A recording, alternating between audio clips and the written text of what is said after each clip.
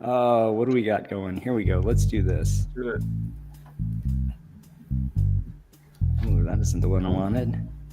What's up, y'all? Ooh, that isn't either. How do we do this? This one? Are we missing somebody? Oh, we have to. We may have too many people.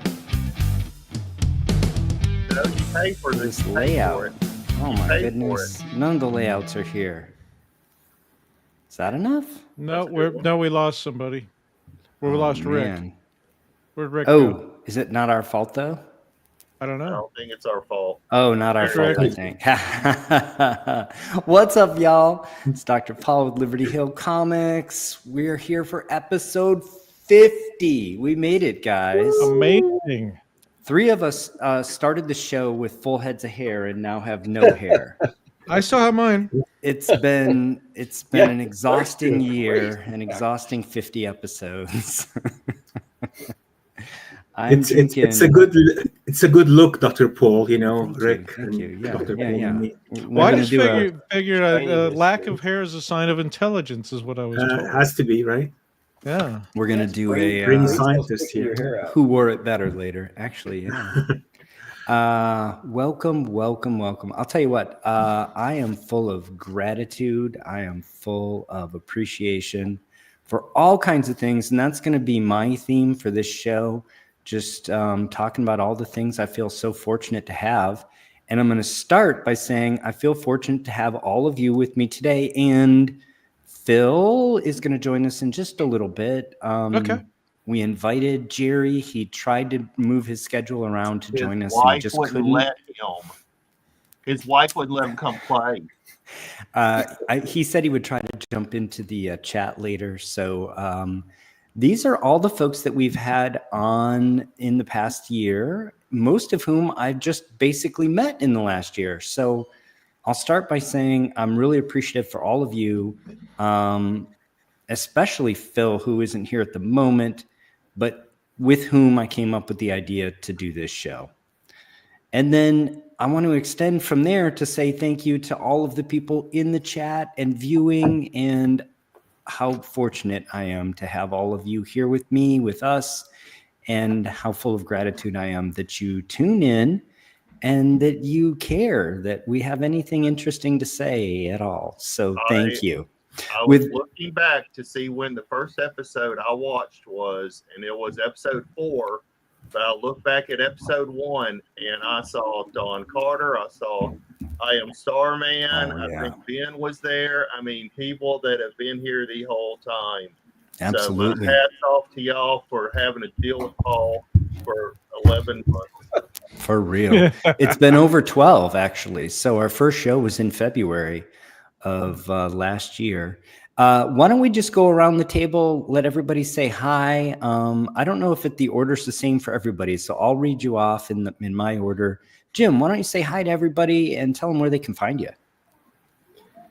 Hi all, Jim Wolgart. You can find me at the Key Issue Collectibles on Instagram. I'm always available at the Comic Book Cleaning and Pressing for Beginners Facebook group and the Conservation Specialist Face group.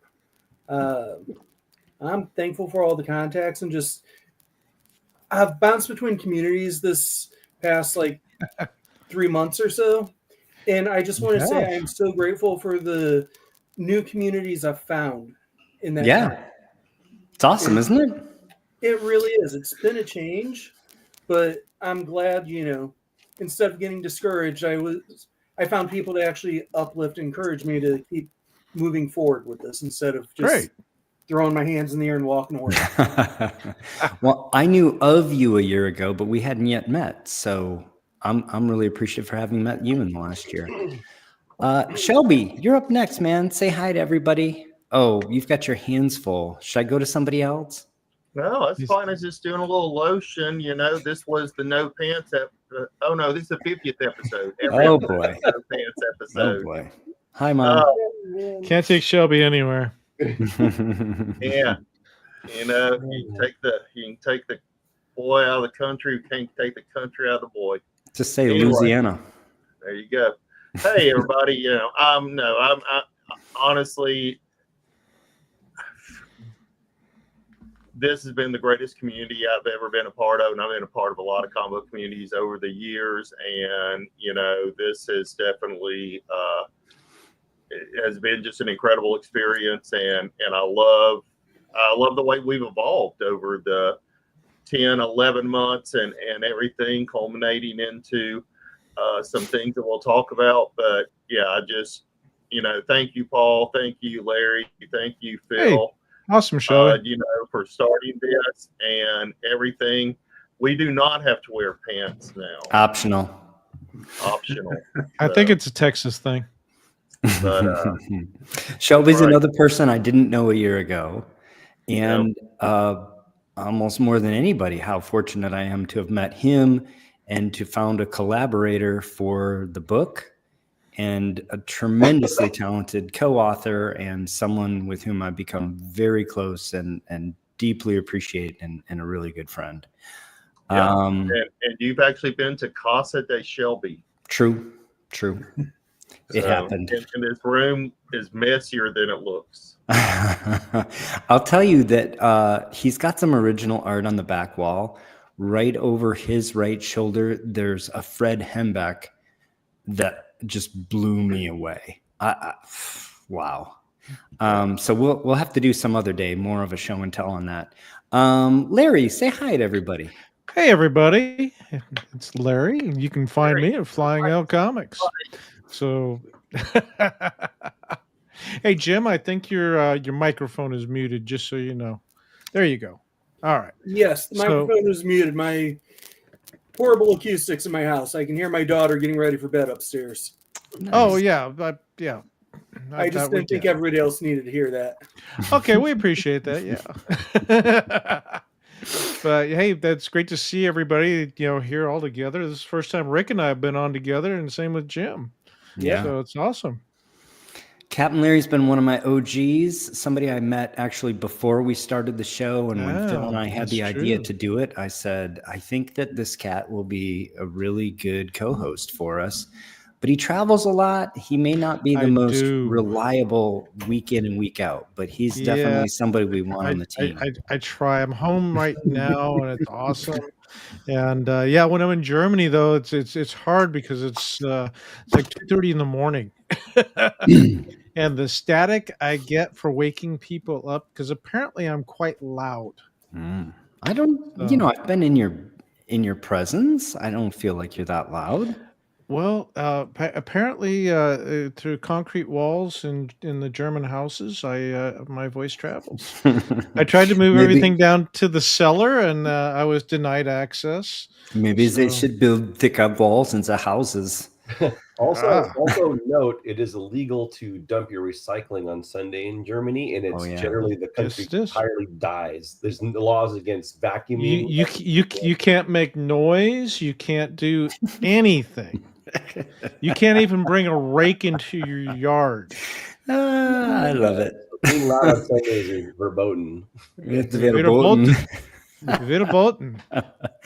All right. With that, Professor, say hi to everybody. Let them know where they can find you. Hi, everybody. My name is Pira Alachi.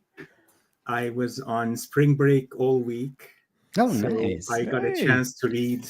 That's why you're so tan, I guess. Well, what do you got? I got one of those too. It came in the mail. In fact, I got two of them. I have two of them too. So, Professor's like, I wasn't trying to brag, but I also have two, Larry. And I live on a very quiet street, by the way, Larry. Very, very quiet street. So I'm on YouTube, Experiments in Conservation, and you can find me also on Facebook and Instagram. Awesome. And I teach microbiology at Salem State University. That's my full-time job. The professor's another person that I met in the last year, and just thrilled to have him as a friend, count him among my colleagues. Got to meet him in person this past summer because I talked my family into going to Salem, Mass. And I called the professor just as we were arriving and said, hey, do you want to get together for some food? He said, I don't want to impose. And I said, please, you'll be giving me a break from these people. It's all my in-laws. But really wonderful to have you. We've had you on the show several times. One of the great innovators in comic book conservation, and really appreciate having you on our anniversary show here. And then last but not least, among our current crew, and like I said, Phil will join us later. I think I'm hoping that Jerry will pop in the comments at least. That would be awesome if he can show up. Yeah. Rick Morgan, somebody I've been watching for years. Sort of surreal to have met you after watching your videos all through the pandemic, and great to have you on. Great to count you among my friends, and say hi to everybody. Let them know where they can find you in case they've been living under a rock for the last 5 years. Thanks. Yeah, thank you. I've been under a rock lately. I've been sick a long time. I want to first of all say I got a Speedmaster chronograph or a Seamaster chronograph today. Oh, you should have let me know so I could coordinate, brother. I apologize. I'm not wearing. So I Immaculate Comics is my company. I don't do anything with actual comic books for money, but I do sell cleaning and pressing conservation supplies, and I will make stuff if you want it. And that's where my joy is, helping you find your joy. That's what I like to do. So that's where I live, and that's what I like to do. I find I also have a lot of gratitude for this community, because when I was a kid, it was riding bikes and throwing them in front of the comic book store and hanging out there saying who's stronger, Hulk or Superman. So I had the great joy today of going to visit some friends who own a comic book store, and two older guys, gentlemen, they're 70s. One was my boss in the late 80s. He hired me for my first science job. He has his original 4-color and Disney comics and Uncle Scrooges and Carl Barks from the 40s and 50s that he bought as a child. He's looking to get rid of them and sell them, because as you do when you get older, you don't want to leave them to your kids. You don't care. I think we all feel about that. Right. We came in with him and his brother, and he was talking to Russ Bright from the Comic Tom channel, and so we were all talking. Mm-hmm. You could see their face. They were both 11 again for about 25 minutes. Yeah. And their faces just lit up. They were talking about the art and Don Rosa and Carl Barks and the Disney stuff and the ads and the cleaning, and they were just animated and excited. And I saw this sense of community that they probably haven't experienced in literally decades, probably since Johnson was president. So it was really cool to see this, and it gave me this sense of pride and joy to and some of this is community building. I'm not going to lie. It's not just about the value of the books and about what grade bumps we can get. It's about people and people connecting with people, and I truly appreciate that. And that is my focus and the focus of Immaculate Comics. Really good. I find it's very little about the value. For me, it's mostly about the community, and secondarily about the hunt. I love the hunt. Yeah, we all live for the hunt. Yeah. So, wow. Thanks everybody for sharing. I'm going to run down a few comments, say hi to the people in the chat. Yeah. Before we get started with that, I want to say special thanks to Salesboy Comics, You Pluck My Last Nerve, AG, and Collecting Chaos. They are sponsoring this show. So if you're watching it live, perfect. Thanks, guys. No ads, it's thanks to them. So give them a thanks. Give us a thumbs up. And if you want to be mentioned in next show, hit us up with a super sticker. Let's say hi to John Veach, Hugo, my buddy Mike, Lost in Wallace. My wife and I received our hardback copy. I wanted to thank everybody. The production value is really nice. The books are really nice. I mean, I can't disagree with that. I was very impressed. We cared about that. We wanted them to be high quality. Shelby's here, of course. Robbie Josephs is here. Congratulations on 50 episodes. Thank you.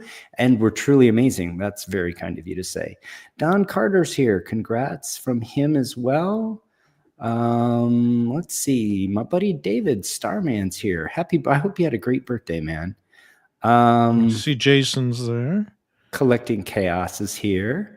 He received his book on Wednesday, enjoyed perusing it. Getting ready to read start to finish. Rick Nestor, of course, is here. Welcome. Ben Stewart. What's up, Ben? The Archivist Adrift, Jason's here. Welcome. Jeff Goodsall. He lost his book in Columbus. Oh, who did that? Oh, you're further down than I am. Gerald Yates is here. Terry 23 is with us through one of our 4 simulcast channels. Welcome, Terry. Let's see. At Jim, really enjoyed your webinar 2 weeks ago. Oh, cool. Do you want to tell us more about that, Jim? I didn't know about this. Yeah. Sorry about that. Mic issues. Jim James from Improved Comics invited me to do a webinar to talk about wet stacks and just various pressing things that I've been working and developing and that have recently come out lately. Awesome. So it was a great conversation. I hope to do more with Improved Comics and that community inside itself too. Absolutely. We had an episode where you shared a lot of wet stacks detail, and also wet stacks are in the book too. For those of you that maybe are on the fence, wet stacks are in the book. Ben Stewart says, congrats on 50. Cool idea for a fireside chat, says Loston. Welcome, Loston. Starman says, congrats on the 50. Oh, this will be easy, Loston. I'm like, yeah, I'll probably be texting somebody for a refill. Immaculate Comics, pants are for fools. Captain Kirk turned 94 yesterday, so also celebrating. Not as big a deal as our 50th show, but you know, William Shatner. Yeah.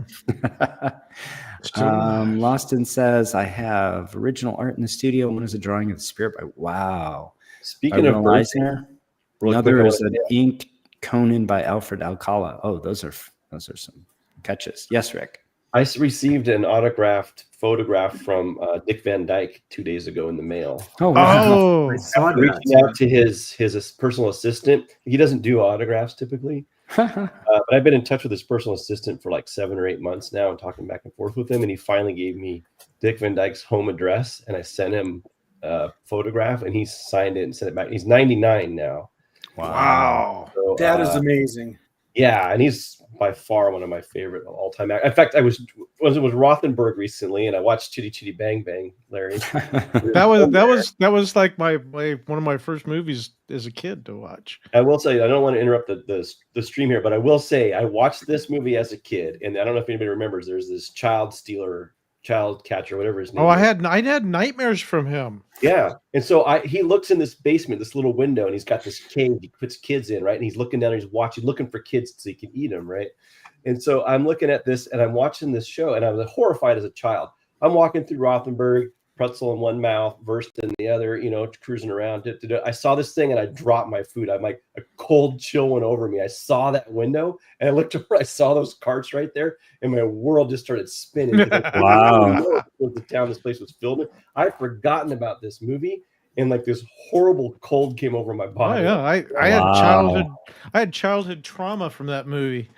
Yeah, and so that's just a quick thing. And then I got this autograph like right when I came back from Dick Van Dyke, so everything was kismet and came together for me. Sorry, continue. I didn't mean. No, that's amazing. That's awesome. We're all fans here. I'm going to interject here, Rick. Yeah, Jim. I'm sorry. That's your big memory of Dick Van Dyke. Because mine's Mary Tyler Moore. Much better memory.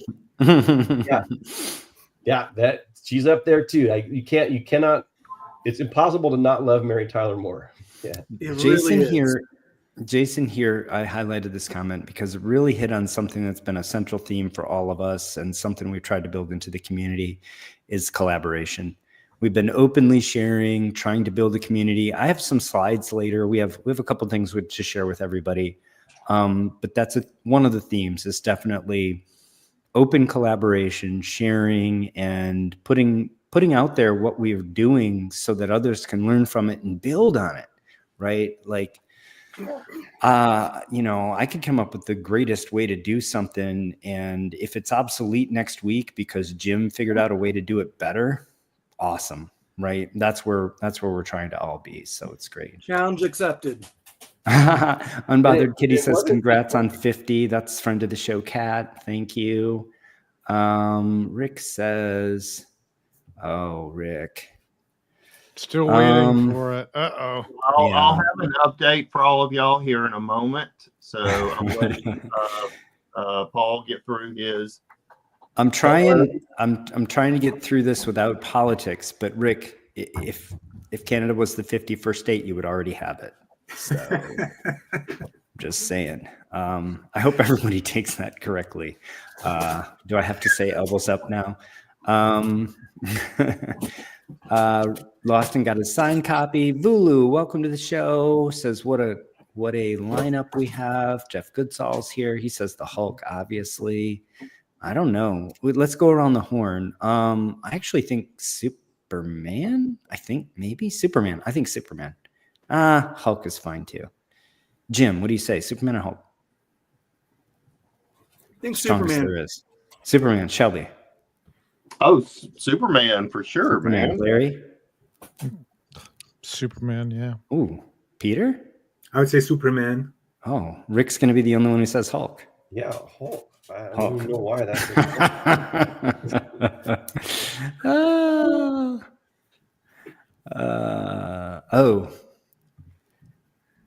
Jason says we're still wanting a Captain Larry certified Megalite box from Immaculate Comics. Let's put that together, guys. Let's put that together. Gorilla Productions is here. We'll put Rick in production for a full-size cabinet. Yeah, it can be done. It's just a question of money and time, as everything. Steve G is here. Nari Nan is here. PDF did not do the physical copy justice. Awesome. So glad to hear you have it and you're happy with it. 9.9 Newsstand is here. Niobe Comics is here. Travis Moriarty is here. Wow, a lot of people are here. A lot of people. Yeah. Usually That's this takes good. us like 5 minutes to do. Exec Collects is here. Just wanted to thank Immaculate Comics and the Cap for all the incredible pressing and cleaning related to help me in a major corner of my CPR journey. That is awesome. Bronzeville here. Hey, Jim. He says needed Benny Hill to save you. At least some Benny Hill's music anyway. Yeah, I'm sure he's been canceled 100 times by now. He can't say his name in public, I'm pretty sure.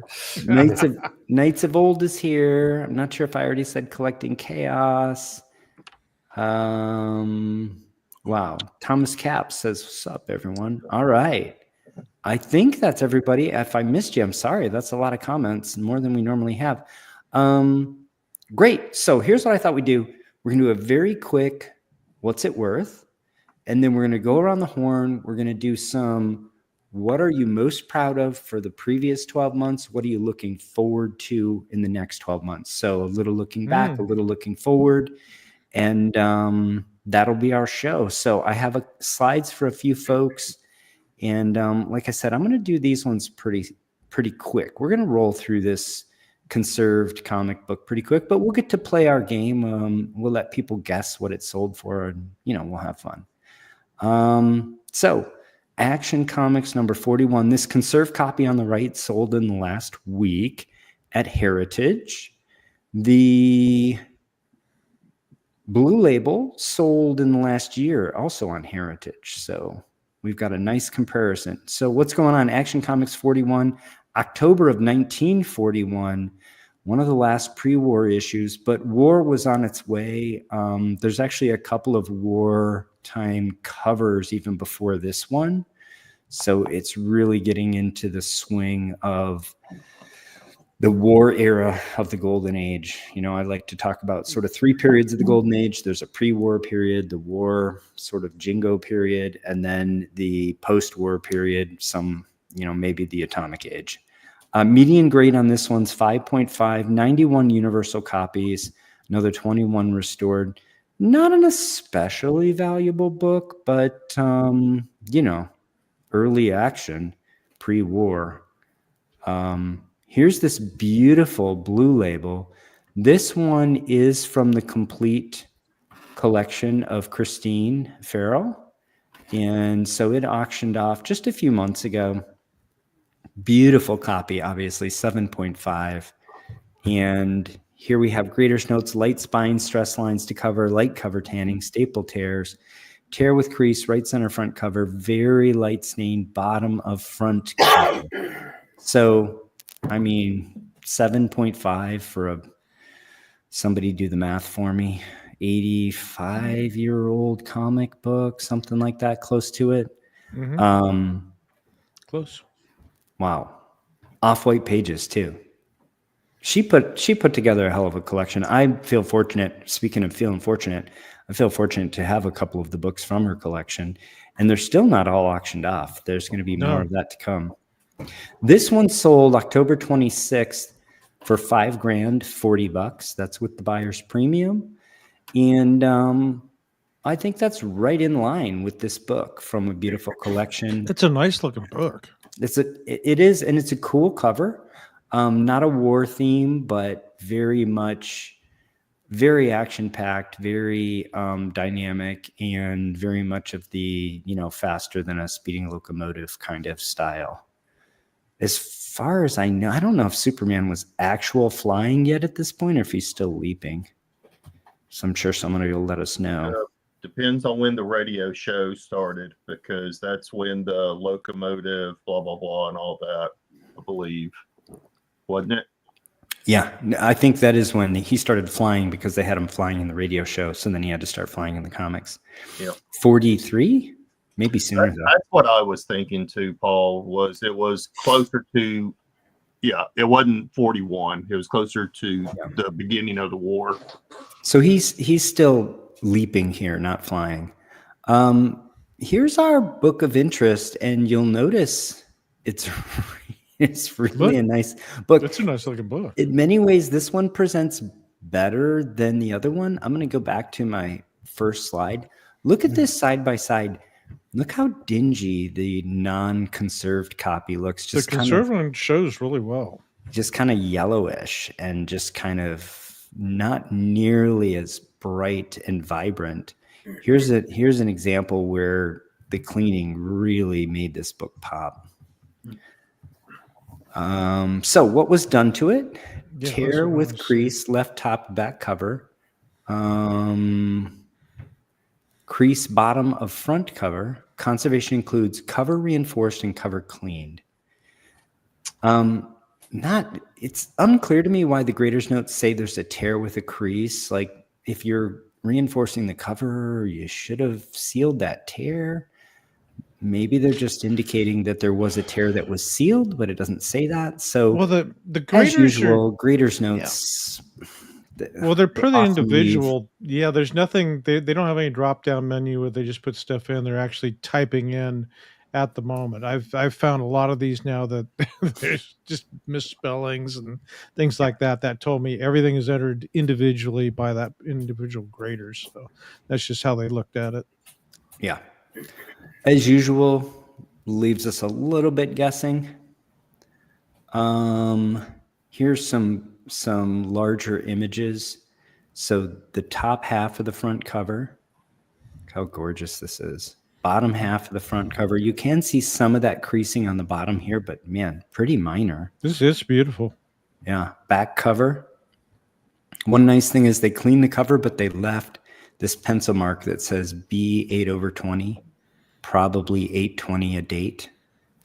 Love to see them leave that kind of mark.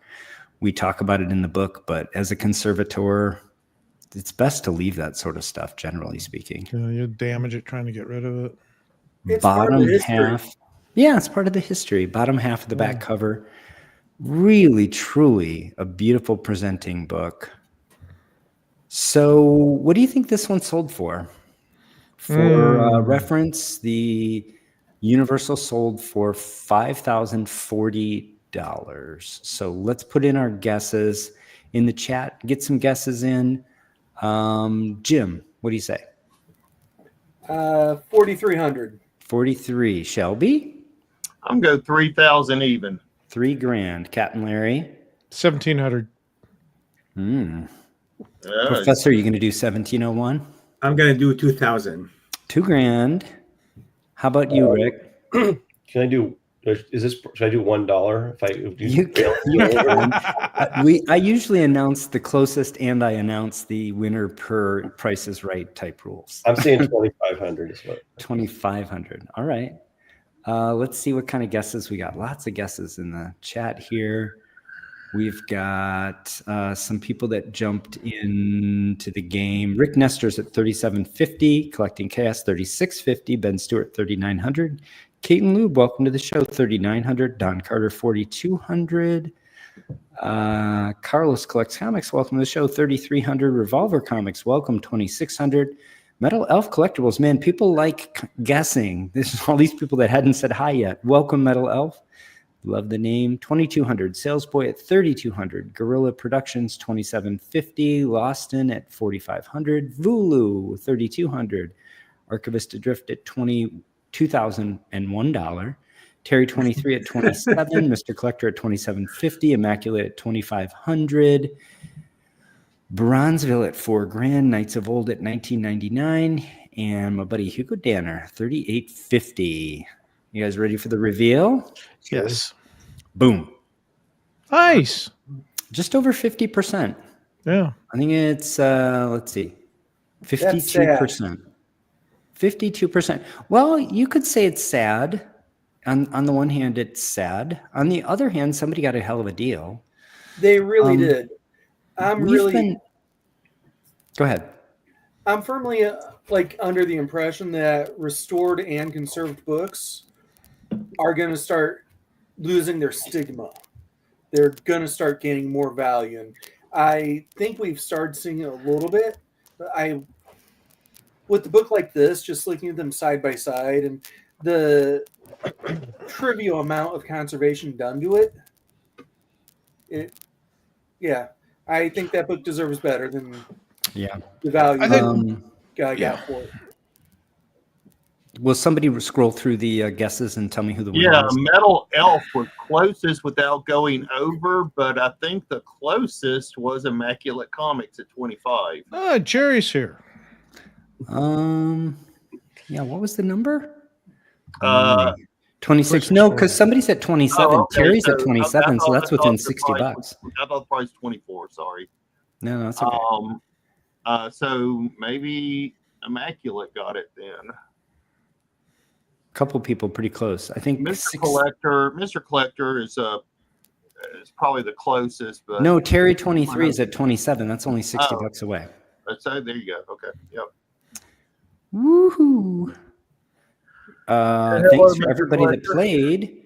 Yeah, Jerry's here. Jerry, wow, look at all the wonderful individuals who share so much of the community, their knowledge and work on comics. Thank you, Jerry. Really appreciate it. Wish you could have joined us. We'll have you on again soon. All right. So what do y'all think of that? I think it's great. More comments? Yeah. I think it's better looking than the blue label, personally. I think it does present better. Yeah. To your point, Jim, we're braced for some low prices on some of these conserved books. I mean, I think when we first started the show, I think in an upcoming episode, I want to do a retrospective of these segments. When we first started the show, we were sort of at the camp that conserved books were half to 2/3 the value of Universal generally. But we've seen some conserved books that got kicked in the pants, man. We've seen some at 20% or lower. So when we have one above 50, above FMV. Yeah, we've seen a few. We've actually covered some restored books that sold more than Universal value for really rare stuff. So take it all with a grain of salt. I think when I see over 50, I'm encouraged, because I'd like to see that trend continue to be closer to, a smaller gap between the two. We talked to Matt Nelson about it, and his takeaway was, even if it might be discouraging that it's only 50, the good news is it's opened up a gap from restored, because restored is probably more like 25%, and conserved books used to be down there in the basement. And so they are moving on up. So, like anything in life, it could be a half glass full, half glass empty. I like to think of Salesboy Comics as half glass full, Thank you, Sales Boy, for the super sticker. Appreciate you. So he'll be minimally sponsoring next week's show. Thank you for your wondrous generosity. Again, another thing to be grateful for. Cool. So I have a couple just loose slides to guide some conversation. A couple things I wanted to say. Hey, Don Carter's also got $5 on the super sticker. I was just going to point that out. Thanks, appreciate you.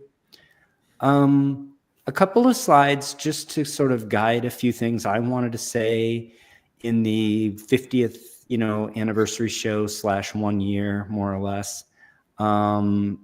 Welcome input from everybody else. So I'll just say something and then hope everybody sort of adds to it. So one thing I wanted to bring up was the tremendous growth in this community that we have experienced and enjoyed the benefits of. And this Facebook group started 1 year ago when we started this show. There were 100 members. And now we have just shy of 500. I'm sure the fact that I mention it today on this show will be at 500 before this week ends. I hope so. Incredible. I can't say how much I appreciate everybody contributing there. It's been so positive, so collaborative. And I have a few comments later on just some of the progress that I think we've made because we've been so collaborative. But before we move on, anybody else want to say anything about this community and being a part of it? I do want to say that the slope of the people willing to share information from when I first started making videos and sharing it was really flat, and then the community has grown really exponentially. That I think a lot of this was frowned on, and it was also, there was a lot of gatekeeping, and that as it's growing, it gives me hope for the future. I think in 50 years, a lot of these books will still be around because of these efforts, and it really inspires me. Absolutely.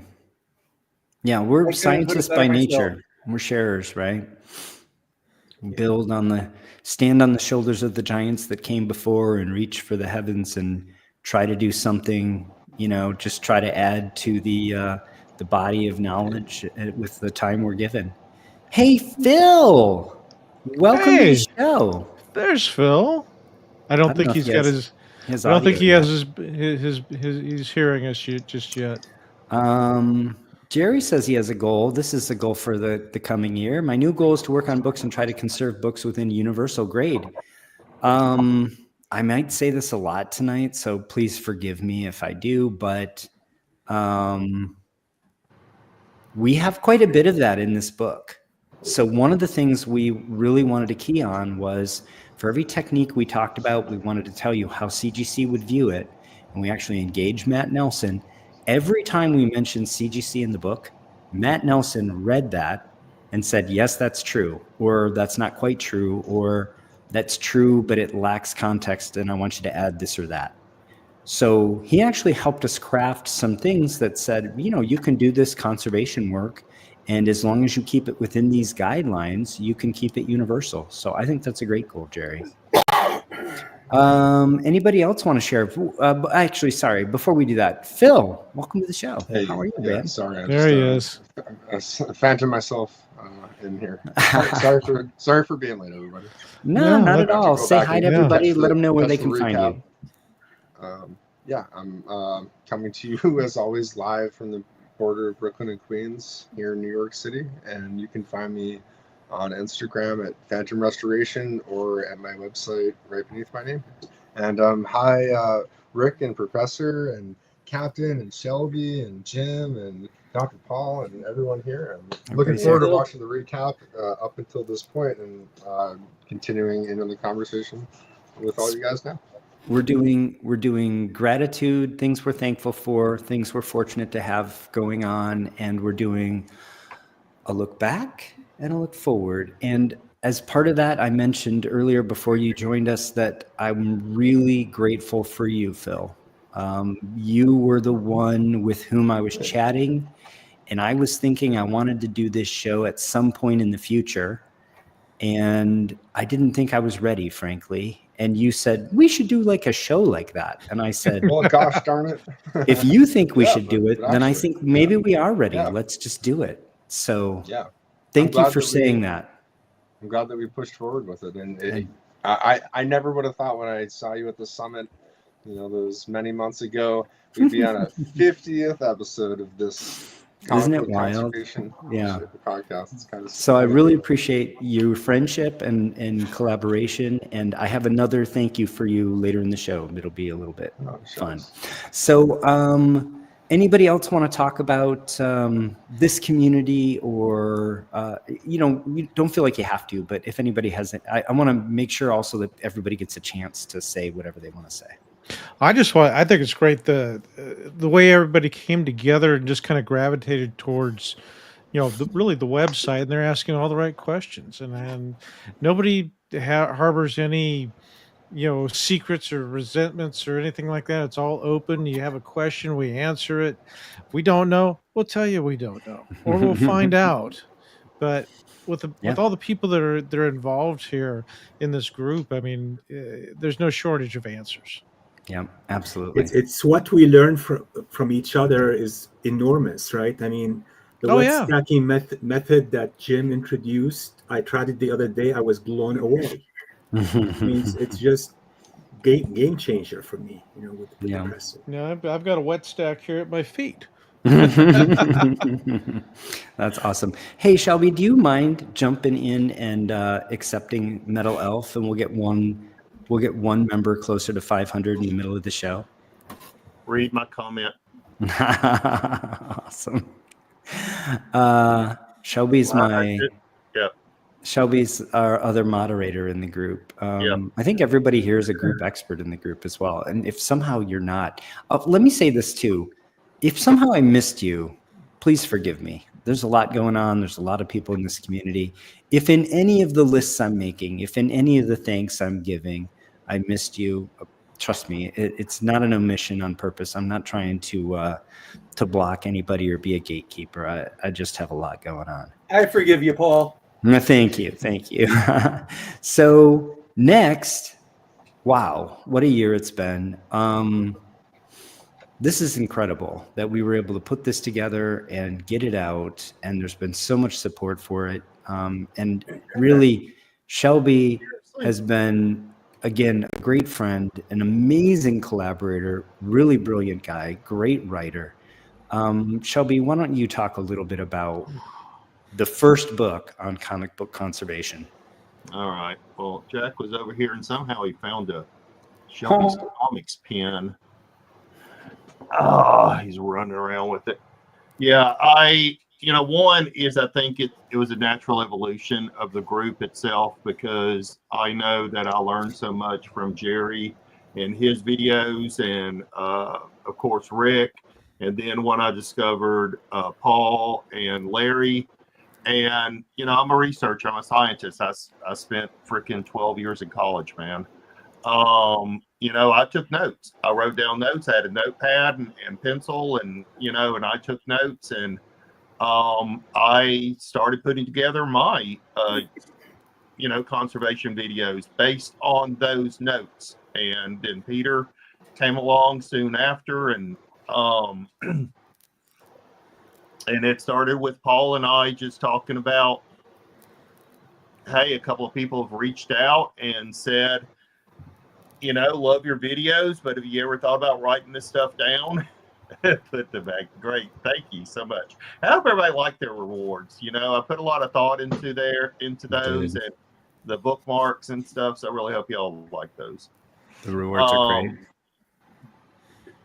But yeah, and at that time, it was one of those deals where I wasn't working. I just become unemployed, and so Paul and I talked, and he's like, "Why don't I make you a moderator, and why don't you keep up with some of these requests and things and stuff?" And I think it was Jason that reached out originally, and and I'll be honest, I kind of blew him off a little bit, and I said, "Why don't you write something real quick?" And he wrote about a one-pager, and I was like, "Okay, all right. If he's this serious about it, then maybe I better be serious about it." And yeah, Jason was the spark that lit the fire. He was. Thank you, Jason. Yeah, and he's got, and it's still in our archives, right? It's still in the Oh yeah, file. yeah. He started compiling crib notes for the different techniques, and when he started doing that, we decided we need to get out in front of this. Not that Jason didn't do a great job, just that we knew the community needed this resource. Yeah, exactly. And we have been talking. We knew the literature. We've been sharing the literature and stuff. So, it's just a natural evolution of everything with this group, right? Because I wasn't involved at its origin or anything. I came along afterwards and basically, forced myself on Paul and said, "You might not know this, but we're gonna be friends." True. He's like that, and it was true too. And, it's true that he said that, and it's also true that we're really good friends. So he was right. Go ahead. Jerry says, I have a new series premiering soon in conjunction with Major Golden Age Key, provided by Brownsville. Awesome. I'm sure everybody will be checking. It says Brownsville. I see it says Brownsville. Well, I think it probably auto corrected. I think he meant Bronzeville. Yeah, and Morris is here. Thanks for joining us, Morris. I learned how to pronounce his name when he was on Rick's show, actually. Yeah, so it, and if it wasn't for the community, and like I said, I've been a part of a lot of communities and comic auctions and etc. But this was the community that I really wanted to put something towards, and I just couldn't be happier with the book and with everything. Let me give a quick update. So far, we've only had one lost book, which isn't bad, out of sending out nearly 210 books from Kickstarter. So Ray, I did check. You got your book. I apologize for the delay in talking to you. Sorry about Canada. Oh man. So far everything that is delayed seems to be in Canada, and I don't know why, because I sent them all via Moose. Should have sent him via Looney. Bronzeville, Jim confirmed that's him, not Brownsville. And you know what? I'll plug this. Sales Boy says, check me out. He's such a good supporter of this show. Check out his channel. It is fun. He says, I'm like crazy cousin that you try to avoid. That's kind of fun. Just joking. He's a great guy.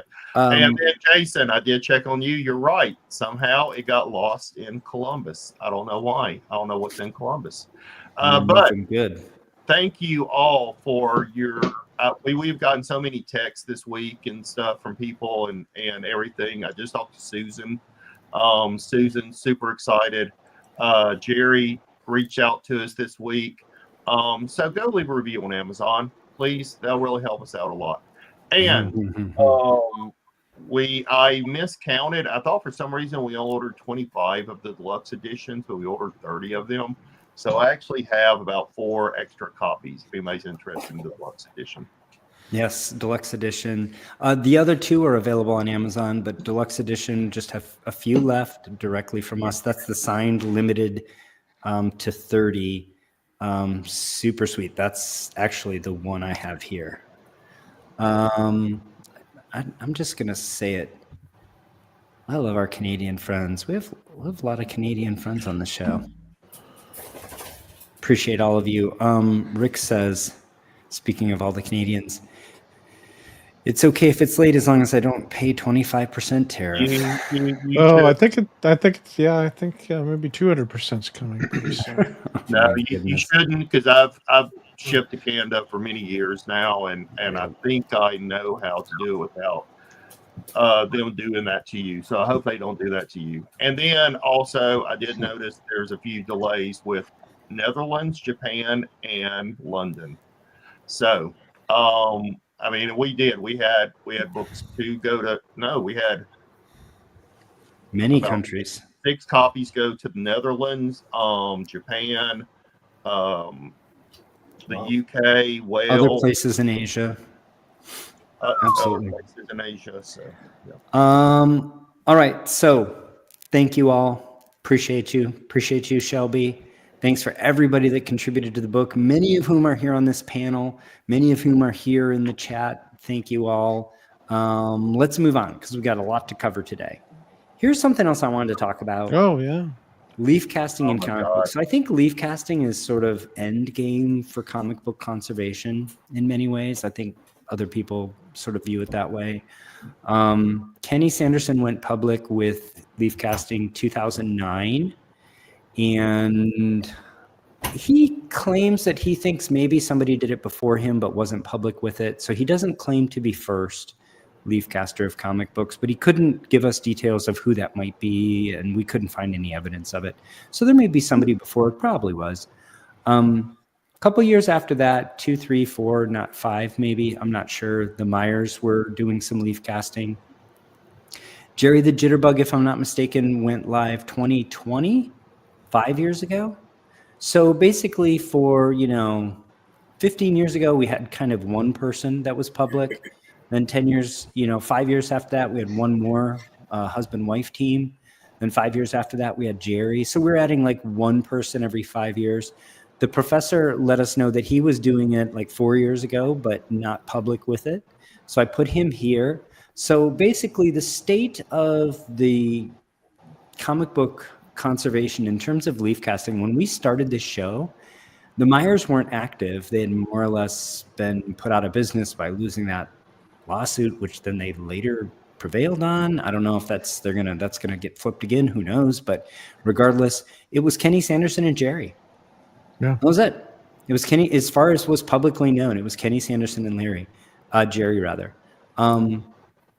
Look at this is a partial list now of active leaf casters in 2025. 1 year later, 1 year. So it took us 15 years to get to like 3 leaf casters. And 1 year later, we're over a dozen. Tracy Heft would just be one person I know that does that would be on the I was prior to I was going to correct. That's the only person I can think of. That's the only It was person. Tracy Heft that Kenny said that he had seen some things or heard of Tracy doing it. Sure. It was up in Canada. Yeah, which is great. But he's not super public though. Like it's on his website, but it's not like And really, to your point though, it's only one more person to a very small list. Really, the jump in 2025 is so significant. Collecting Chaos, thank you so much. Yeah, thank you. So much better now than when I first corrected a spine roll in 1970. So in addition to Kenny, the Myers, Jerry, the professor, Captain Larry, myself, I know it's not on my content yet, but it will be soon. I actually almost dragged some stuff out to show, but we have a lot of other stuff. It'll be soon. Alex, Trent, Jason, Anthony, Jim, Mark, Don. I'm still Ray. covert myself. Yeah, we've seen your. I mean, listen, leaf casting's leaf casting. I think even if you're just doing staple holes, that's not in my book. Just doing. I mean, that's leaf casting, and it's important work. Actually, some of my favorite jobs the professor's done has just been the staple holes, right? Just getting in there, excising the terrible paper that's rusted and acidic, and just casting just that staple area. It's beautiful. So these, again, that's 2, 4, 6, 8, 10, 12, 14, did I count 15? And I'm sure too. Yeah. Yeah. And I'm sure I've missed others. And I guess my point here is I'm so happy that this community is growing in this way. I think we've played a role. I'm proud of the role we've played in disseminating information and encouraging people. Definitely. I don't want to take too much credit. I think Jerry gets a lot of the credit, and I think it was inevitable that it would grow. I think we just probably accelerated it. So again, sorry if I missed your name, or there were some people that I knew were doing stuff and I didn't want to out them, Phil. So we didn't get a chance to talk about this. So, but you know, the list is not necessarily meant to be all inclusive, more just to illustrate, like, this is something else I'm very proud of and very happy with. This is how it's grown. Yeah, Yeah. absolutely. Yeah. And continues to grow. I am sure that we will double again in the next year. I'm so confident. This list will be 25 people a year from now. And that makes me happy. I like to see it. I like to know that our books are getting preserved and that we're collaborating and sharing information. It's awesome. Any other comments on this? I am excited to show it up. I apologize to those of you that have been asking for a long time for some of this content. I apologize that this channel has, in terms of my personal conservation content, has taken a backseat to some of the larger goals that we have, like for the community, like with the book and with this show. Oh, the book sucked out a lot of your time, both Yeah. of you. But I'll get to, you know, more conservation content as soon as I can, and I will be showing some leaf casting and my technique soon. Oh, then I'm going to start, guys, with, maybe I shouldn't start. Maybe I should actually. I'll jump back to that. I have one more thing that I wanted to present, which is a project that I'm really happy with for the previous year.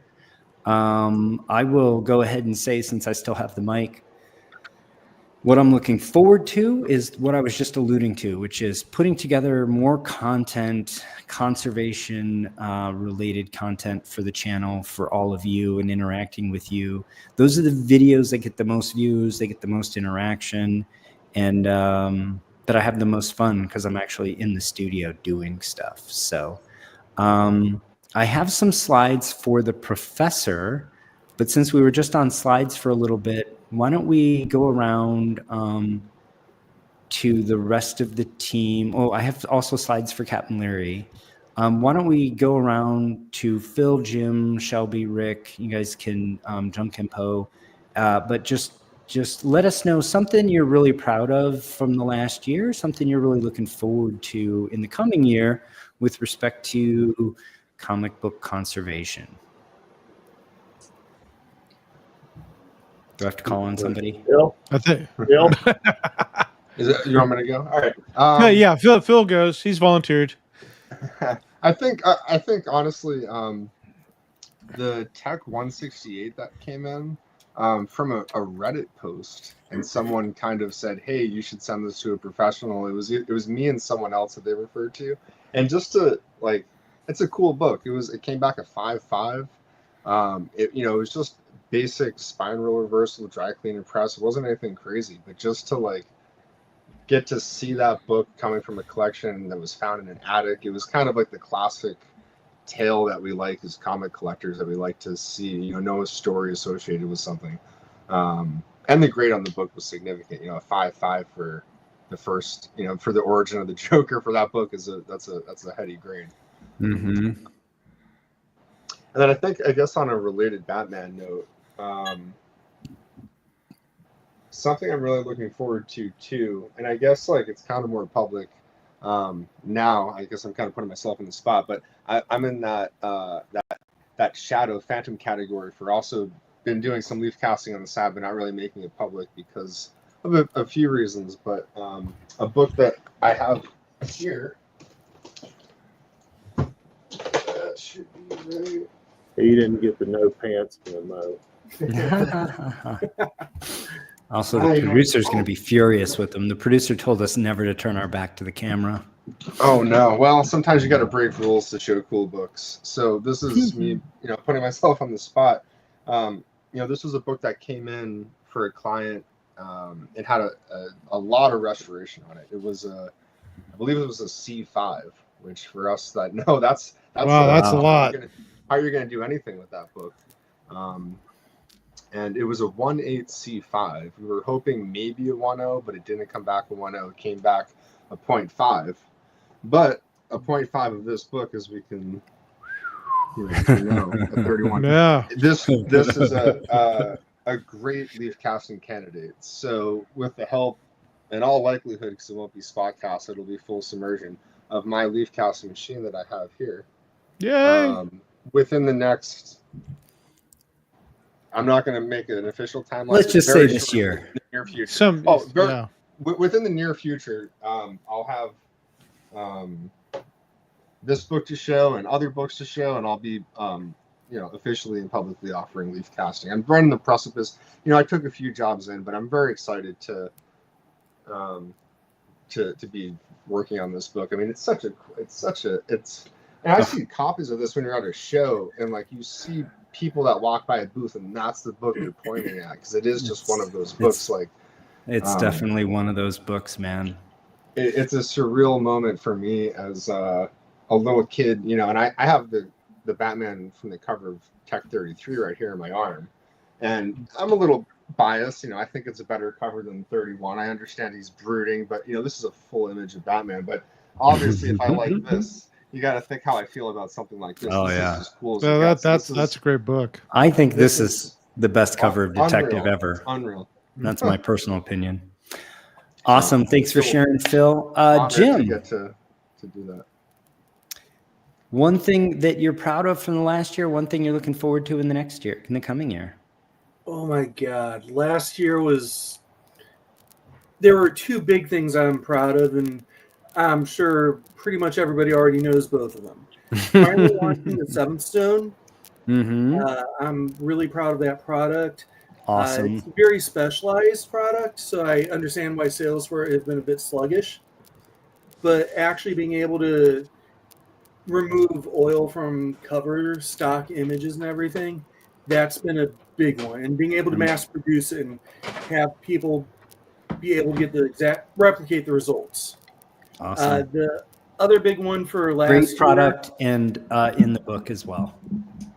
Featured in the book. Yep. And yes, it is. And the other one, I think there's no denying it. Wet stacks, they're a game changer for so many people. Yeah. I'm so glad that I was able to go public with it the way I did, and that the entire community is really just kind of grabbed onto it. And I log into Reddits and stuff where I know nobody, and I hear them talking about it, and I'm just like, that's really great. Can I say something? Yeah. I don't. But I know that's awesome. It's an amazing experience. I had it with Bled, O, and Hop as well a couple years ago, but this one, I don't know. I think the wet stacks are, for all level of pressers, just a bigger jump, a bigger change. Yeah. In the upcoming year, I have a couple things I'm working on. I've recently been pretty outspoken about press fresh versus printer fresh books. And that's something that I would like to see the community kind of gravitate towards, or be able to discern and say, this book has potential to be printer fresh, this book has the potential to only be press fresh. Other things that I'm looking forward to for this year, I have the Comic Clean Dry that I'm coming out with. And God, I had one more thing that I was thinking of, but okay. We should be working on something together.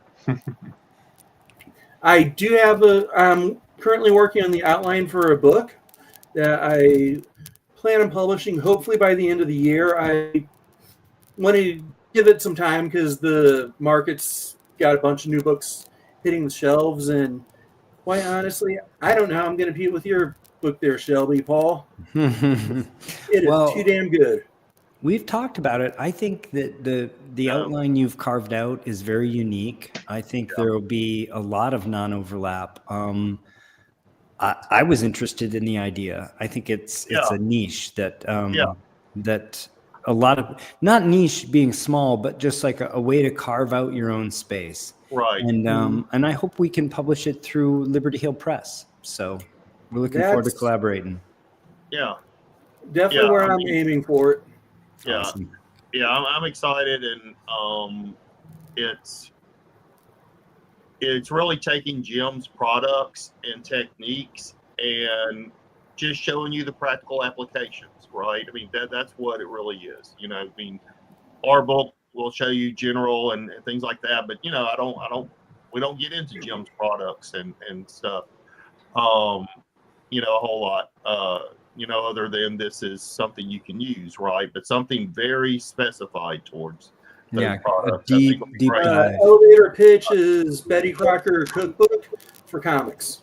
Yeah, and a deep dive into key issue collectibles products. Yep. Shelby. So I'll be super quick. So I feel like I talk a lot. So this year, hopefully I can start getting back into some conservation work. And I did finally drop a video today. It's probably one of the worst videos I've ever produced. But I need Go to get watch it. Out. Everybody's going to tune into and watch it now. Yeah, everybody watch it today.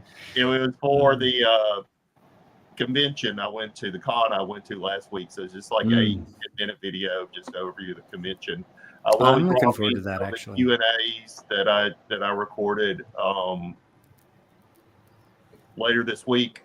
And I just went to Knoxville, so talking about the community and all that stuff. Well, every time I go out of town, I hunt down comic book shops. And I tell you, there were a couple of hidden gems in Knoxville, Tennessee, okay, up in the freaking mountains, all right? Like, turn on the banjos and freaking Deliverance around here, okay? But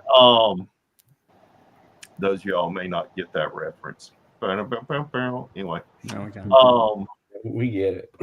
For sure. I'm gonna do a video. There's one cool store. I'm not even gonna talk about it. You gotta see it. This freaking store is amazing. But here's a preview of one book that I remember when Shelby said he was gonna be brief. He also said he was wearing pants. So let's see if anybody knows what this book is. Ooh. Uncle Scrooge, anybody? No. Wow. All I know is Donald Duck. What's the story behind it, Shelby? That a couple of people know. This is the first Uncle Scrooge. Wow. Yeah. That's a grill for a lot of people. Yeah. So a lot of people know the Uncle Scrooge #1, where he's in the rowboat with the gold coins. This is the very first Uncle Scrooge in comic books. Nice. So is this like the Hulk 180 versus the Hulk 181? No, this is full. No, this nothing is is infamous. It's just not on the cover. Yeah, he's on the first page and all that. So, I will be doing a restoration on this. A conservation on this book. And I'm kind of like Jerry. One of my big goals this year is, talking to Matt and all that. Yeah, I think we can do some conservation and still get blue labels. And, absolutely. I think that's one of the things draw people away from conservation. So awesome. That's it. Rick, you're up because the other two fellows sent me some slides. Oh, okay. And the first slideless one. So I think last year I was traveling. I didn't do a whole lot of books, but this year doesn't look any better, honestly. But I think I've been focusing more on creation of tools and training techniques for people. That's where I've been putting a lot of my energy in these this little thing that's spinning around, this little spine tick remover tool. Since I got a 3D printer and a CNC machine and a lathe, laser cutter, I'm just making goodies all the time, Right. But one of the things I want to focus on is helping people improve their workflow and efficiency. So I've started making little modular, this is an example of one here, a little modular thing that you can clip things together to hold your tools together, so that you can arrange your space so that you're not knocking stuff over and making a mess, and it holds a staple tool and keeps it vertical. And there's a magnetic spot to hold your staples and stuff. I'm trying to think about what would make it easier for me if I had the least amount of space and I wanted to use all the flat surfaces the whole time. What would that be like? And then so I'm trying to do that kind of stuff more. But for some books, I've got a lot of books sitting around that I don't do this. So if anybody watches this, I don't do this for money. So please don't send me any more books. But I only do it for free. But I got this one today. I got a 35-cent variant Star Wars. Oh, nice! Nice. That's a big book. Yeah, and I'm working on that. I got a lot of big boy books here, and this needs a clean and a press. But I'm do not want to get a gray bar, So on this one, so I'm going to be as gentle as possible with it. But it's got a lot of room to move, and an 8 to an 8.5 or an 8 to 9 on this book is big, Big deal. really Yeah, big. that's a big book. Yeah. yeah. There's a goat. I've never even seen one before, honestly. Right? First time I've ever seen one. But I do want to say there's something else interesting is that I got today, and I feel comfortable I can talk about this with this group because I think the owner of this book isn't here. I have a book. Speaking of leaf casting, so I have a lot of anxiety about this because like 3 years ago, I had someone send me a Hulk 181. He bought it online. He sold a boat. It's money like a big book, and he sent me a Hulk 181 in the mail to look see if anything I could do to improve it. Yeah, send it to me. I'll check it out. I got put it in my stack of Hulk 181s over here, right? And then I got it, and it was fake. It was not a real book. And it was the hardest thing to tell the guy. I received the book on April Fool's Day, which wasn't great. And then he also happened to go to the hospital because he had a heart attack the day before. He sends me a picture of him in this bed with all these things up to him. And I'm like, oh. He goes, what's the good news, Rick? I need some good news. I've had a shitty day. I've had a heart attack and all this stuff. And I'm like, well, about that. Like, Wow. Brace yourself. Right? Like, I was like, it was rough. That was a rough conversation and a rough day to have that. But I got another one. And I have an FF #1. Someone just bought. And I'm looking at this book, and it was even hard for me to tell. I had to spend, it's right here. I spent like 15 or 20 minutes on this book. And I was looking at this, and I feeling, I'm like, it's not right. There's something wrong with this book. And he's given it to me, and he's excited and happy. And this is the book here. It doesn't look bad, but this is a reproduction cover married to leaf cap to a genuine back page. Yeah. In this book, and the staples are swing line staples. They're not in the right spot. You can see where the leaf cast holes filled the original staple. Yeah. These staples are like only 6 inches apart instead of 7.5. They're like here and well, if you're gonna fake it, you should do a better job. You know. Yeah, I did a good. I mean, I'm telling you, it took a while. I mean, my heart It's always was hard pounding. to tell. Yeah, this is the book here, and if the back is genuine, it looks pretty clean on the edges for early '60s marble. That's the first thing. Yeah, they probably carefully did it, and it looks it's not bad inside. You know, yeah, you can tell. I could tell from right there. It's a reproduction cover on the inside. Yeah, yeah, it looks like there's something off. It is. Yeah. It's all, this is where the casting starts. Look at the spot. Oh, yeah, you can see. Yep. Oh yeah. yeah. This much of the cover of where my finger is, I can feel it. Is where it's this much of it. This little bit is the original cover, and from here over, it's married and it's cast to it. If you in a loop, if you look at it, you can see the little dots from the printing. I forget what that effect's called. The dot matrix. It stops and becomes painted like right matrix, yeah. on a line with the loop. Wow. Here in the back, you can see the. If you look here, you can see. There, you can see the casting line, like right there. It's like there's like more casting. There's like a little bit of here. There's a casting right here. It's hard to tell, I guess. In there, you can't really see, but in the front, it's more obvious. I guess you have to get it in the right light. There, see at this angle, you can. See yeah. Okay, I see it. Yeah. And then it's like it's not the same paper. You can see this right here. Yeah, the interior page looks all wrong. Here's some other thing. There's a stain going through this book right here on every single page that got something here. It's not on the cover on either side. Of course not. Yeah. So and the staples look brand new, and they're swing lines. They're not the 0.51 inch printer staples. You know, so it's a Frankenstein. Yeah. So what would CGC grade this one? Covers in here, and it looks good. But this person paid a lot of money for this book. And CGC would just put it as a facsimile cover. It would be an NG. I think NG, although if you rip that front cover off, you can get a 0.5, right? Yeah, that's what I was thinking. Take the cover off. But if you leave the cover on, it's going to be NG. But as a supposedly complete, that's a bummer for the person that has the book. Yeah. I believe, and I may have this details wrong, I believe he got it at a convention from a person who got it just before, so I'm not... That's heartbreaking.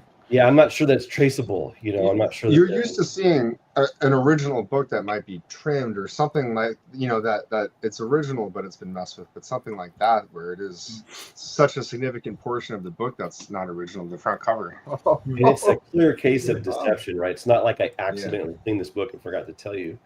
Like somebody was trying to get some money out of this guy, and it was. And I tell you, I hear this stuff and my throat just tightens and my stomach sinks, and like it's even worse than accidentally like ripping a book or something, or tape stick when you pull it. Although those aren't any fun either. But when you see something like this, it just reduces your belief in humanity, and it's just the stinky, ugly, dirty part of this. We've been talking about the good things we're thankful for. There's something really bad should happen to people. I've got this early Superman from the 1940s sitting in the drawer right here that I went full stop on. It was in a CGC slab. I took it out myself, and I started working on it to clean it up. And Phil was the one that caught it. He goes, "That's the wrong back cover." And sure enough, it wasn't caught by CGC, and I already took it apart, so it's on me. And I'm sitting there looking, and it's still sitting in the drawer right now, waiting for a donor. If I come across one, but it was just like I paid a bunch of money for the 1940s Superman book. It was early 2-digit eagle eyes stuff. Phil here. Yeah. Phil goes, "Yeah, that's the wrong back cover." I went, "Oh my God!" And I checked, and he was absolutely right. Yeah, it does happen. It's the worst. We're having the best of humanity here. Maybe someday we'll have the worst of humanity. Generally, that's what CGC is for, though, is to mitigate that kind of stuff from happening. And also, though, to CGC's credit, they are very good at if you haven't cracked it out yet and you have a picture, they will, or it's still encased, you can send it in and they'll I had already started working on this book. But it's still you can't go back in time on that. That's a bummer. Yeah. Well, let's get the show back on track. Yeah. So happy. Did you want to say something you're looking forward to, Rick? I know it's not talking to the owner of FF1. Just making the organization stuff. I have the books to work on, but I'm really looking forward to helping. Now that we've all got, lots of us are contributing chemicals and items to the world. I want to help the world get through these books faster before the 50-year termination date is up for all of them. I'm looking forward to collaborating with you on something this year, and I'm going to put in a second vote for collaboration between you and Captain Larry on the light cabinet. But I'll let you guys work that out. Yeah, I saw his picture. That's very easily doable. Oh yeah, you guys are two. All it is just scaling. Yeah. All right. Well, let's go. Speaking of Captain Larry, let's go into his slides. He put a few slides together to just guide us through his project he's really proud of and project he's looking forward to. Yeah, this last year, this is probably the project I was most proud of. This is that Wonder Comics number 9. It was in a CGC case with a blue label. It was a 2.5, and it was the cover wrap was glued to the first wrap, and that assembly was completely split in half. So, and it was glued with PVA glue. So I had to separate everything, and it was just a lot of work and a lot of missing paper. So this book had to be leaf casted back together. In general, it's a very expensive book. I mean, a bad copy is around $2,000. So I was kind of motivated to get this thing conserved. So I got out of the slab, and this is what I was dealing with. And once I got the glue off, you go to that next slide, you can see the missing material in this first wrap. Because the glue is it was done a long time ago, so I had to line everything up and do a fill on it, and the fill came out very well on it, and got everything reassembled right there. I'd say so. Yeah, I was very pleased how that came out, and off to CGC it went, and it came back nice. Came back amazing. Yeah. Beautiful. Yeah. Yeah. So, yeah, it was a pretty good. It was a rescue as well because it was, fully deacidified. It's going to last another 100 years, like we try to do. Mhm. And yeah, this came out great. I was really happy with the results. So that was my favorite project for That's awesome. 2024. Yeah. So And left the penciled Great job on that. 1939. Yeah. yeah, amazing. yeah, you don't want to take that off. I mean, that No. just adds That's character to the book. Yep. That's just flavor to a Michelob man. Exactly. So these are my 2025 projects. So, Awesome. yeah, I got Nice. some LB Cole, some Matt Baker, and early Rivet Planet comics and Batman. And this is just stuff I have right here stacked up, and it's just like, man, I got I'm trying to do an airline job and fly an airplane, and I'm never home to work on these things. This is my therapy. I don't work for other people. I got enough stuff of my own. It's just Yeah. is just stacks of my own personal books that I just want to get through here. Stupid work. Yeah. Get in Stupid the way. work. Get in the way of comics. Those are great books to have to work on too. Those Yeah. are, You know, one of the things I've enjoyed, Larry, is seeing you get into the Planet comics, especially the early Rivet issues. Oh, yeah. I feel like that's Yeah. happened since I've known you. It and to has. see your excitement and to see Well, your I was just like, diligence. there's has some been such fun. cool books, and you got me Oh, into the whole I love CGC 'em. registry thing, and I was like, That's man, so I want to sweet. pick something out. I says, you know what? I started looking at it. I go, Planet Comics would be pretty good So to give much a fun. chase. So I started filling it up already, and I'm like the top 25 of the registry on it now. Nice. They're all graded CGC books, and Yeah, it I- took me I like just a got- year to break into the top 25 for All Star. yeah. That's Well, awesome. yours is highly competitive. I think there's only like 51 or 52 people right now collecting Planet Comics. That's pretty So, good. No, that's pretty good. That's actually There's pretty some- active. There's some real expensive books in Planet Comics, so those would be a little bit more The challenging. upcoming Heritage has a Planet One. I know. I know you know. Yeah, it's at $7,500 currently right now. So I know that copy intimately. That's the 4.0 that I worked oh, on. you worked on that? A year or two ago. But Larry, I was gonna say that picture is so it warms my heart because I think I have a photo. I might have archived it from my Instagram. I think in 2018 or 2019 when I really first started getting into work on and it was like a group shot. Like, oh, these are the ones I'm excited to get to. I haven't had time to get to yet. Yeah, that's the very thing. similar kind of group. An LB Cole, there was a Matt Baker, a wartime book. Oh yeah, yeah. Sci-fi, I love it. Well, I'm sitting there looking around. I've got all these like copper and silver. I just totally abandoned them, and just now I'm doing his golden age. I'm trying to think, well, shit. I guess they're going on eBay. They're getting slabbed and sold so that we can buy more Golden Age stuff. But yeah, this is my Wonder Comics. Beautiful. That was my baby. That was a good one. Absolutely. I'll do one quick one that I'm proud of, and it's actually also a kudos. I purchased a restored 4.5 copy of Tech 131 from Lone Star, and I consulted with Phil on it was all glued up. I consulted with Phil, who gave me some pointers on the glue removal.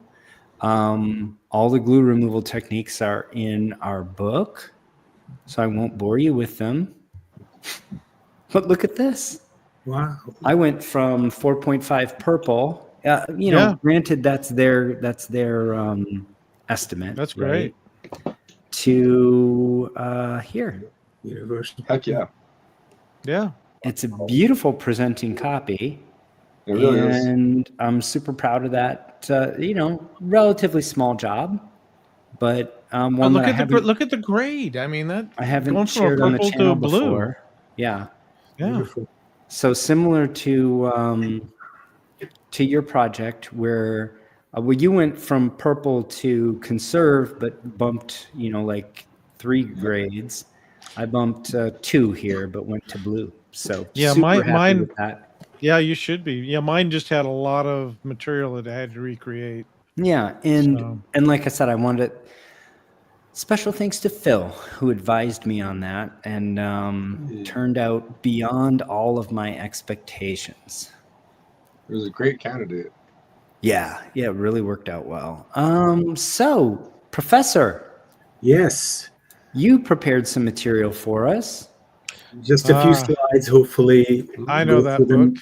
Yeah. So Planet Comics is one book I'm proud of conserving. There it is. The interior was split, the spine was split, all the wraps from each other, and you had to put them together, back together, everything together. So let me know when you want. Next slide. Next slide. This is the book assembled. Wow. Yeah, I remember watching this project. Yeah, so what a it's great on my book channel. and great project. Yeah.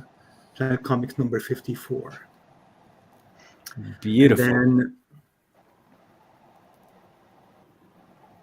nice and clean. I don't send my books typically to CGC, but I will try and send them in the future. And you can see the interior is nice. This is why I'm so excited about Larry's new chase on these Planet Comics. I mean, these they're so gorgeous. There's the same book. Oh, sweet. That's fine. Yeah.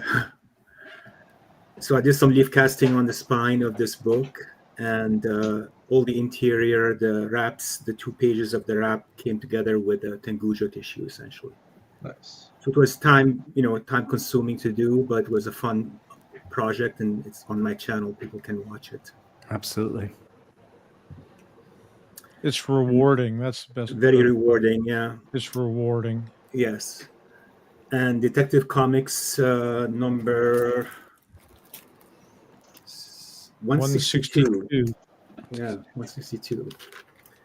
And this is the one I introduced the method from Farnsworth, where you end up calculating the amount of furnish you need for all the spots to fill. Yeah. And remember it well. Love this. Love this book. Love this project. Love the technique. The book was in horrendous shape, very brittle and difficult to handle, actually. So the next slide, you see. This is one of the first things that you and I discussed, Peter, was how we thought this ought to be done. Yeah, and this is actually probably where I introduced the pH measurements for the wraps, because in the past, all we did is took the wraps, put them into the sodium hydroxide, hydroxide bath, right, and assumed they were deacidified. Not necessarily, right? Yep. So unless you measure the pH of the wrap itself, and you know where it starts at, where it ends up at, you're not really doing necessarily a good job deacidifying the wrap, right? Absolutely. And this particular one was at pH 5 or so. Right? Started at pH 5 and then ended up at pH 8. Anybody else shocked at how low the pHs were that the professor, like some of these are like 4? Well, I didn't start testing them until after I saw this video for the professor. I got the same test kit and everything, and mine are coming out at 4 to 5. Wow. Is it any wonder they're getting yellow and disintegrating? No, that's why we deacidify everything. Right. So, well, that's the true conservation of a comic book, is to deacidify it. And until people start getting more mainstream and accepting that fact when they look at a conserved book, Yeah. I'm going to have to accept that terminology. I always say neutralize instead of deacidify. My skin crawls a little bit every time I hear that word. I think they're both technically correct, right? I agree. Yeah, I think neutralize is also a good way of putting it. But it's just that we've been in the habit of saying deacidify. I mean, maybe we should say neutralize. I mean, I'm tired of spell check. I'm tired of spell check changing that word on me, and I have to go back and retype it out. For the general population, they understand that paper is acidic when we use that word acid. And it immediately conjures a visual. And if we say neutralize, they're like, oh, okay. I will say, yeah, I think a lot of the terminology that I use comes from the conservation literature, some of it subconsciously. And I do think that the conservation literature generally uses deacidification versus neutralization. Yeah. Yeah, because it's basically, I agree. It is kind of the same thing. It is neutralizing it, but I think for everybody, looking at it, that deacidify kind of triggers. Oh, okay, yeah, there's acid in that paper. Yeah. So. And I just want to say, the professor and I, we approach problems the same way as many of us do here, but like just the rigor with which, you go after these problems, I really appreciate, Peter, and really enjoy your channel. And I, appreciate you guys. Yeah. Love collaborating and learning from you. And I know Jerry did this before you did. Yes, Jerry was the first to do it a couple of years ago, actually. But the depth into which you went into it, to me, it just comes, from it comes a more applicable kind of understanding, which I appreciate. Yeah. And that's, obviously I'm a fan of Jerry. It's not a dig on him. It's just that different people approach problems differently. Different brains kind of wrap themselves around problems differently. And so this just really appeals to me. This was very intriguing to me. It's like, why doesn't it go from pH 5 to pH 7 after 15 minutes? Like it goes from pH 5 to pH 6, right? Very slow process, right? Well, the answer is that it's the total reservoir of acid, right? Exactly. Yeah. So that paper actually has a large reservoir of proteins. Right. In the same way that we leave the alkaline reserve in the paper when we're done, there's literally an acidic reserve in the paper when you start. And especially when you're doing this technique on the mat, which, I showed on my channel with the Avengers 1, where I just spray it.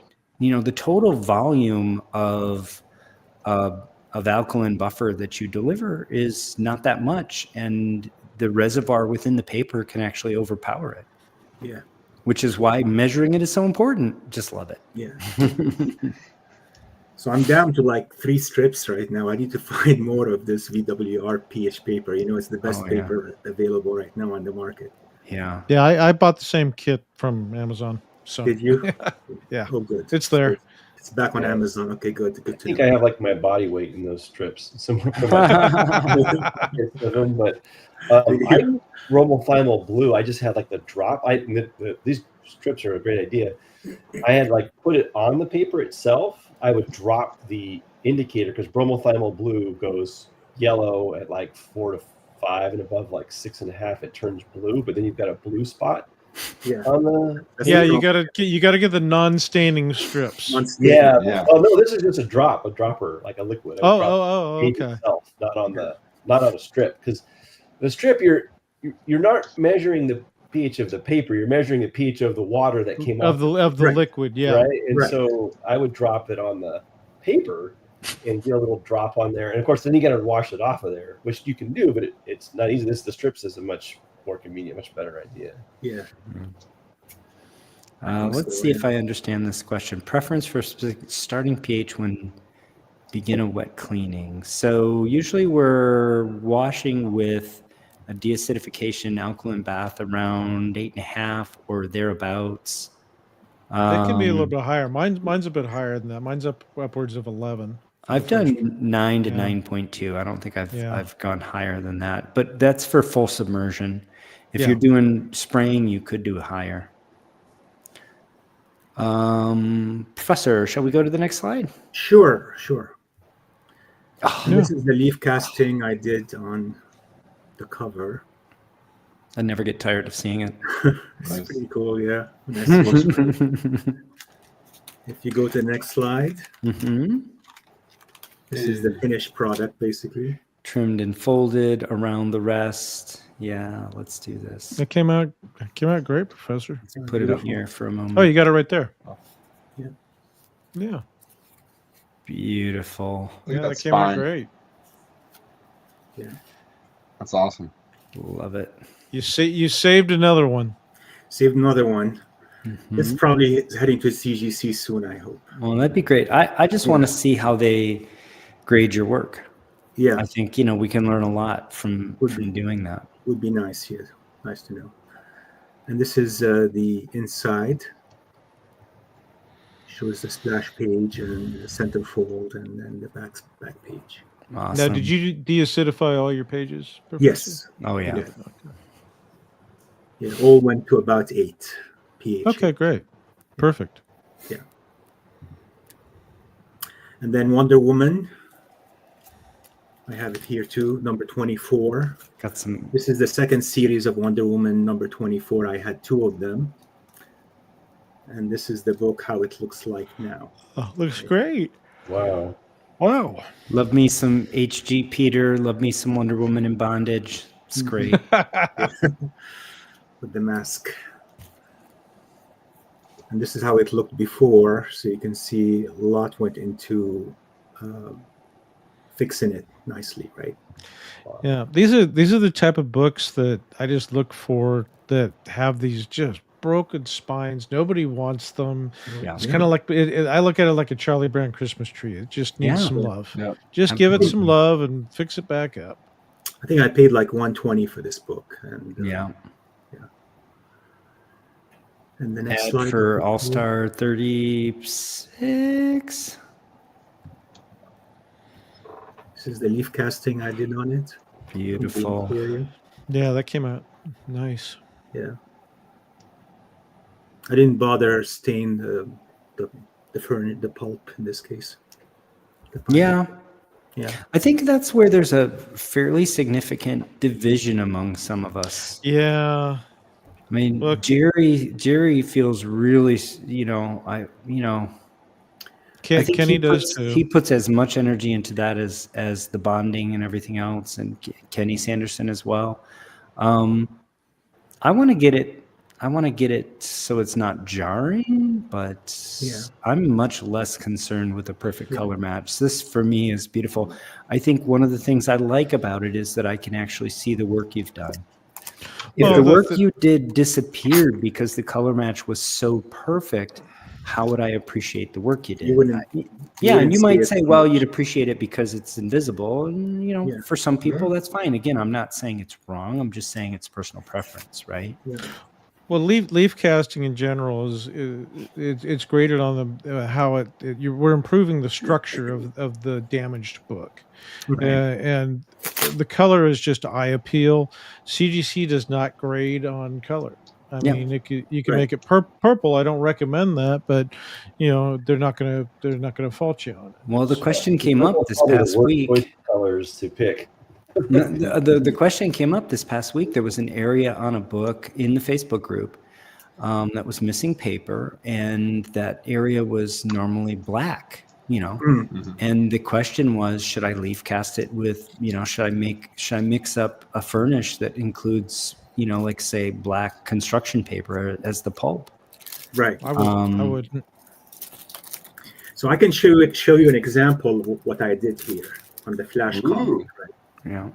Where I did match the orange color. I Did don't you have the use before and after pumpkin on this fibers? one, but I know you use only original fibers, so it had to be like pumpkin fibers. yeah, pumpkin fibers. Yeah, so I used orange color actually on the top. I you can see it. Yeah. Yeah. Right. And then on the back side, on this side here, it's white. Oh, I love this book. Oh. You know what's funny? Jerry the Jitterbug also conserved a Yep. copy of this book and leaf casted it. Yeah, Yeah, I remember that. Yeah, that's amazing. I've done some other books as well. I have them here. I can show you later. And this is how it looks now. Beautiful. Yeah, after. Very nice. Mm-hmm. So you're sending some to CGC just I think to, so. Yeah, just yeah. for I feedback? need to start doing it. Yeah. What's that? Just for feedback, or because you want to sell some, or? Just for feedback, and I haven't really sent them anything in the last couple of years. Since they lost my box of CGC books. They sent it back, but it took 4 weeks to locate them. They were Wow. lost somewhere along the transition. Yeah. So this is the centerfold, and then this is the back page. Oh yeah, beautiful. Love these house ads. Mhm. Back cover looks great. And this is Planet Comic number 49. This is one of the very first books I worked on, actually. This is before I Oh. even had I remember to this one. issue or anything like that. So I was Yeah. imitating Jerry a lot with my leaf casting, right? And I was using artist paper and, some other kind of paper, right, with this. Anybody else It in came love out, with it this came out book? pretty good. Yeah, go ahead. Sorry. Oh my gosh. This is how bad it was. I got it for like $70 I paid for it on eBay. Terrible It's- shape, right? It's pretty Oh, sad looking. Yeah. I love it. Funny how to Oh my us we know $70 is like a bargain because you can do the work. $70 but to for the Planet average person, Comic they're like, 49 you is a spent bargain. $70 on this? What's wrong with you? I Oh, know. I know. Look at that Trust me, stash. I've been buying all the Planet comics up, and I know exactly what they're selling for. And $70 was a steal, even in this condition. Oh, I love this. Well, you can see my work is.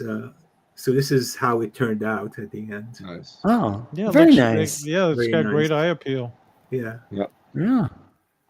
still could Another use some one more saved. cleaning and all that, whitening and all that. I didn't bother again. Oh, I didn't remember seeing this one. I thought when I saw this mess right here This that is an you were older one. previewing, saying, Yeah. "This is what's coming, guys," and I was getting excited for it. But here we have the final Well, that's already. an older one. Yeah, it went back together very well. I've Oh, got yeah. in fact I've got this That's incredible. exact same book in almost similar condition sitting on my bed right now, waiting Holy. to be done. So I'll be Be done, working on yeah. that in the future. That's awesome. And the next slide shows you the inside. Oh man. Yeah, Look at that looks art that and looks the great. You can colors see at and the bottom, layouts. I use leaf casting to seal the tears instead of Tunguja tissue. You see that? Yeah. Yeah. And then Yeah, the we've next talked about one- this. This is personal preference. Yeah, I think yeah, either's obviously, fine and correct. yeah, Beautiful. yeah. Peter, you're a superstar. Thank you. Absolutely. And this is the book. Hold on. I need to switch over to you so everybody can see you. Here we go. There's a similar feeling like growing food in Oh, a garden yeah. and then making a sandwich and eating that sandwich with the food you grew. Like you holding that book, you're like, I'm responsible for this book. Yeah. I'm responsible for this. I did put a this, little bit of me yeah. into this. Yeah. That's Yeah. awesome. These are some of the books I worked on in the past. Oh, yeah. These were also in terrible shapes when I got them. Beautiful. Batman, Flash, That one. Yep. Planet Comics. What This what is the what, most- what kind of projects do you have coming up? This is the most recent one I'm working on right now. The series ends next week. Mm-hmm. And watching that then one. what I'm working on What a actually great is series. more of refining the furnish recipe I'm working on right now, and I'm working on using kaolin clay as an additive to the. Mhm. Okay, I've often wondered about you adding the clay. Yeah. Are you finding it's working good? And how much? Yeah, I mean, just quantity wise. Mhm. Well, I'm working on that right now, but like 1 to 2% maybe you add it to your. Yeah, it's going to be very recipe and- small. Yeah, very small That- amount, and the- you I- gotta I mix think- it really well, and you got to use retention agent with it to draw the clay to the fiber. So it's kind of complicated to do, right? So I'm working on the method to do it, and it's good to use for covers in general. I'm I just- well, right the, now- the, Let's jump into that. But before we get into that, look at this insane layout from the Atomic Age in Planet Isn't that Comics. something? Yeah. yeah. Oh my From other gosh. worlds. Well, the furnish recipe is something we're all working on, and Oh, yeah. I would Constantly hazard refining. to say that none of us has a perfect recipe, no. and we're trying to come up with some because we're playing with colors, we're playing with textures, different methods of pressing. There won't and be a perfect flattening. recipe because There is the no next perfect book will be recipe. a different color. The next book, the paper quality will be different. You have to just Yeah. build a But- skill set of different Well- kinds of paper that you can make. Mhm. And I've made puck after puck after puck of interior page paper, of cover paper, Silver Age paper, Golden Age paper, Atomic Age paper, tanned paper, white paper. You just got to keep making it. Well, then the other things I've shared with you guys is, getting it to stick to your book. You're making new paper, sticking to old paper. Kenny wrote me, and he was laughing at me. He says, "Oh, Larry, king of paper that doesn't stick to comic books." Thanks, Kenny.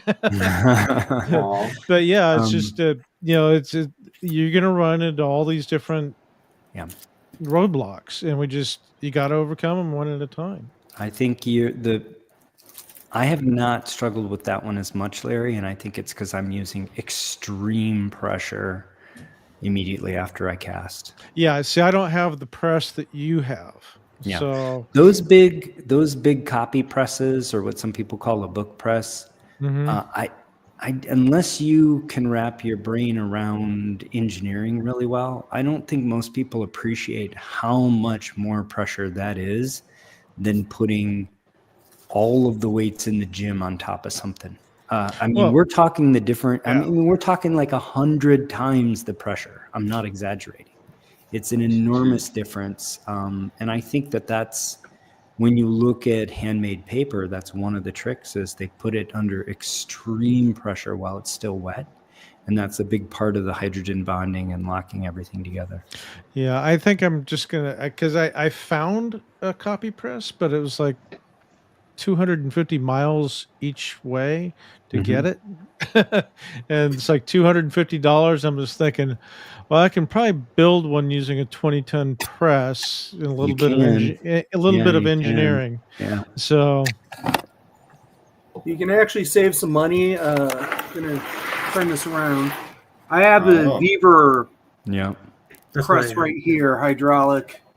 Well, yeah, I've got the same exact one, but I found you still can't get enough pressure on that.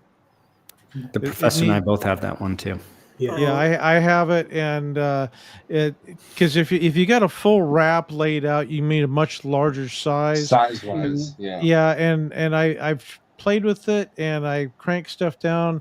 I still have similar problems, but a true large copy press, like what you guys have, the old cast iron ones from like the 1800s, you can't beat it. And you can really the downforce is unbelievable. But yeah, I'm probably just going to go ahead and go with a hydraulic press and just engineer the plates out so I can squish it. So Jason, you buy wooden planks that are as big as your wrap, and you lay it down your you're talking in between with your blotter paper or paper towels, and then put that in there. So no, the wrap will not fit inside that, but once you put wrap size wooden blocks, then it will. Yeah, it'll go in sideways instead of widthwise. Exactly. Yep. I think that's in our book. Yep. But I'm not sure. Yeah, Chris is here. Hey, Chris. What's up, Chris? Chris is going to be on the show next week, guys. Oh, good. Oh, nice. I'm excited about it. Yeah. Nice. Well, we've been on for a while. I think we should probably wrap up. I really appreciate everybody being here. I don't know if anybody has anything else they want to share before we say goodbye. No, I think it was a great show having everybody. Jim's got a question. Yes, I have a couple things. I finally remembered what I was going to mention earlier. What's that? There's a cold press technique I've been working on that I'm really looking forward to getting out there in public after I get all the kinks worked out for it. Okay, good. Yeah. Peter, Professor. Yes, sir. Scaling clay, I keep trying to make that work in my pulp, and it's making my pulp brittle. So when I fold it kind of crumbles. So I think I might be using too much of the kaolin clay. Too much, probably, yeah, because you want it to add to the tensile strength without crumpling at the end, and that's the trick: is how much to add. But I'm so glad I'm not the only one who thought to throw some kaolin clay in there to try to, So at least both of us are working on that. Yeah, Jim let me in a little bit on some of what he's working on. It's based on something he found in the literature for the cold pressing. And I'm super excited about it as well. I think Cold pressing is one of the frontiers of the next year. So I'll just come out and talk about it right now. Presser by the name of Steve Gill turned me onto this idea and sent me some literature about Papacan's dry deacidification method. And I'm working and trying to make that relevant towards comics because that seems to be super important. Super wonderful way you can important. possibly deacidify comics as long as they're not like too far gone without having to remove the book. Absolutely. Tear the book apart. Disassemble it. So, yeah. Been working on that. There's a lot of kinks left. I'm still trying to figure out on that one. Yeah. The biggest kinks, I'm pretty impatient. But Well, we're not going to kink shame here. Oh, please do. It's one of my kinks. Awesome. Anybody else with anything before we wrap up? No, I think we're good. All right. I'll let y'all say some nice stuff later. But before we do that, thanks again to Salesboy Comics, Don Carter, and Collecting Chaos. Really appreciate all of you. Appreciate everybody for joining me. Everything everybody's done in the past year. Looking forward to the next year. Thanks for everybody in the chat. And I'll say until next time, take care of one another. And Shelby, why don't you say goodbye in your own inimitable way? All right. Well, I'm not going to be back till the 100th episode. So. Oh, thank goodness. Oh, I'm sorry. Really? Hey, thank you all, everybody, for being here with us tonight. And with that, we're going to say peace, love, and comics. Bye y'all. See ya. Good night.